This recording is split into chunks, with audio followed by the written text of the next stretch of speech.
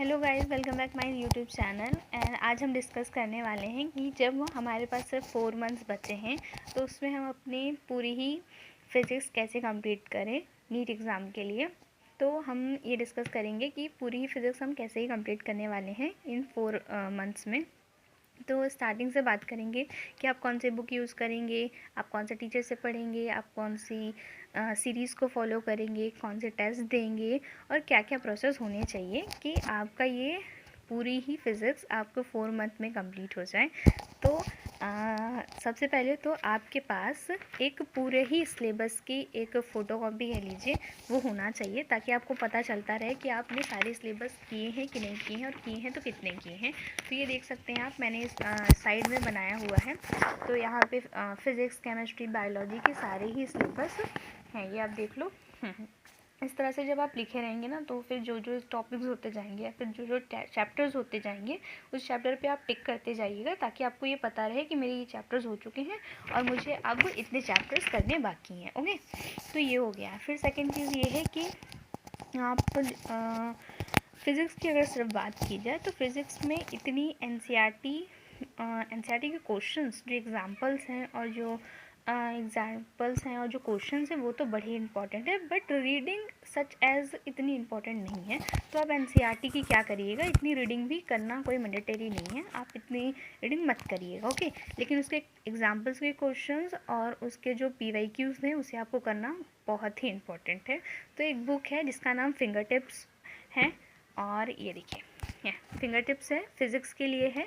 तो इसे आप क्या करेंगे कि इस बुक को अगर फॉलो करते हैं पर चैप्टर, अगर आप इस बुक को फॉलो करते हैं तो इस बुक से आपको टॉपिक वाइज क्वेश्चन मिल जाते हैं, चैप्टर वाइज क्वेश्चन मिल जाते हैं। तो आपको ये पता चल जाएगा कि आपने ये फिज़िक्स का एक टॉपिक पढ़ा, अब इसके क्वेश्चंस आपने लगाए, अगर आपको आ रहे हैं तो ठीक है, नहीं तो फिर उस टॉपिक को जाके और अच्छी तरह से आप पढ़ सकते हैं। ओके, रही बात ये कि आपको फिंगर टिप यूज़ करना है पीवाईक्यू के लिए, टेस्ट के लिए, जब आप देखोगे कि किस तरीके से आपने चैप्टर्स को कंप्लीट किया। जैसा कि हम लोग ने फिज़िक्स और केमिस्ट्री में बात की थी कि हमारे 5 प्रोसेस होते थे जब हम एक चैप्टर कंप्लीट करते थे, बट सच एज़ खैस कि मतलब इस तरह से फ़िज़िक्स में ऐसा कोई रूल नहीं है कि आपने फ़िज़िक्स में एनसीईआरटी रीड की कि नहीं की, आपने फ़िज़िक्स में रेगुलर आप क्या कर रहे हो, प्रैक्टिस कर रहे हो कि नहीं कर रहे हो। लेकिन हाँ, फिज़िक्स में एक चीज़ बहुत इंपॉर्टेंट है कि आप रेगुलर पीवाईक्यू कर रहे हो कि नहीं कर रहे हो, फार्मूला आप रिवाइज़ कर रहे हो कि नहीं, और सेकेंड चीज़ ये है कि जो चैप्टर या जो टॉपिक आपने पढ़ लिया है,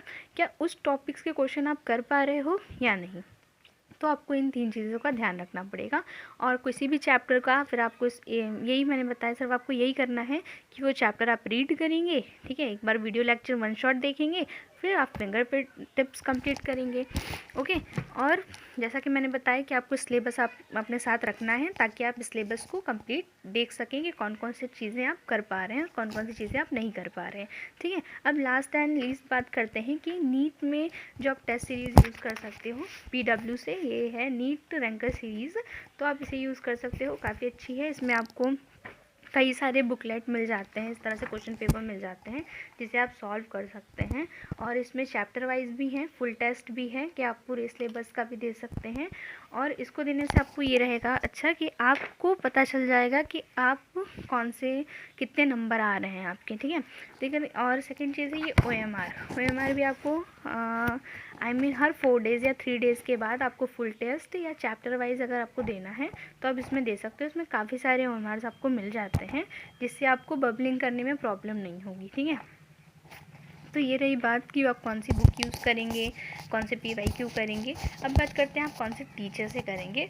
तो MR सर काफ़ी अच्छा पढ़ाते हैं, मुझे ऐसा लगता है, और अलग सर भी बहुत अच्छा पढ़ाते हैं। तो फिज़िक्स के लिए ये 2 टीचर मस्ट हैं कि आप इन दोनों टीचर से अगर पढ़ते हैं तो आपके अच्छे मार्क्स आ सकते हैं फिज़िक्स में। ठीक है, और अब बात करते हैं जो कॉमन प्रॉब्लम है कि जो क्वेश्चन सॉल्व नहीं होते हैं उसका क्या कर सकते हैं हम। तो जो भी आप क्वेश्चंस करते हैं, मतलब जब आप क्वेश्चंस को सॉल्व करते हैं तो उसमें सबसे पहले तो बेसिक कैलकुलेशन आपको आनी चाहिए। बेसिक कैलकुलेशन की वजह से आपका मतलब अगर आपको सॉल्व करना तो आ रहा है बट आंसर नहीं आता क्योंकि बेसिक कैलकुलेशन रुक जाती है, तो उसके लिए तो आपको क्या करना पड़ेगा। MR सर की एक वीडियो है बेसिक कैलकुलेशन, अगर उसे आप देखते हैं तो वो काफ़ी आपके लिए इम्पॉर्टेंट रहेगा और आप उसे देखिएगा। और उस चीज़ से क्या रहता है कि आपको छोटी छोटी चीज़ें कैलकुलेशन करनी आ जाती हैं फिज़िक्स की। फिज़िक्स के डायग्राम वाले क्वेश्चंस बहुत इंपॉर्टेंट होते हैं। डायग्राम्स काफ़ी सारे नीट में पूछे जाते हैं कि इसका क्या मतलब है, कौन सा ऊपर ग्राफ वाले क्वेश्चंस, कौन सा ऊपर जा रहा है, क्यों नीचे जा रहा है। फिर सर्किट वाले क्वेश्चंस हैं जो कि बार बार रिपीट होते हैं।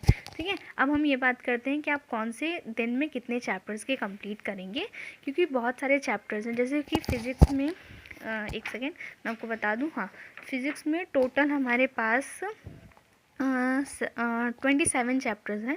तो उन 27 चैप्टर को आप कैसे ही कंप्लीट करेंगे। तो सबसे पहले वाला जो चैप्टर है यूनिट एंड डायमेंशन, इसको आपको 1 डे में कंप्लीट करना है। Motion in the straight line, इसे आप 2 डेज़ में कंप्लीट करोगे। मोशन इन अ प्लेन, इसे आप 3 डेज़ में कंप्लीट करेंगे। लॉ ऑफ मोशन 4 डेज़ में। वर्क पावर एनर्जी 5 डेज़ में। System of particle and rotation motion, काफ़ी बड़ा चैप्टर है, तो इसे आप 5 डेज़ लेके अच्छी तरह से कंप्लीट करिएगा।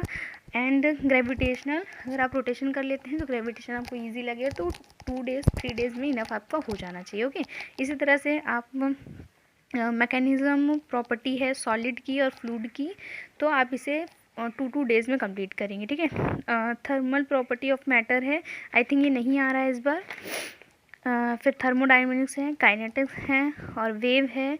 ये सारे चैप्टर्स आप कंप्लीट करेंगे 4 डेज़ में। ओके, फिर इलेक्ट्रिक चार्ज एंड फ्लूइड है, इसे आप क्या करेंगे कि इन चैप्टर्स को, अगर जो जो चैप्टर्स बहुत बड़े हैं उन्हें आप 3 डेज़ देंगे, जो चैप्टर मीडियम है उसे आप 2 डेज़ देंगे, और जो चैप्टर आपको लगता है कि बिल्कुल भी नहीं आ रहा है, बिल्कुल भी नहीं पढ़ा है, उन्हें आप 4 या 5 डेज़ में दे के कम्प्लीट करेंगे।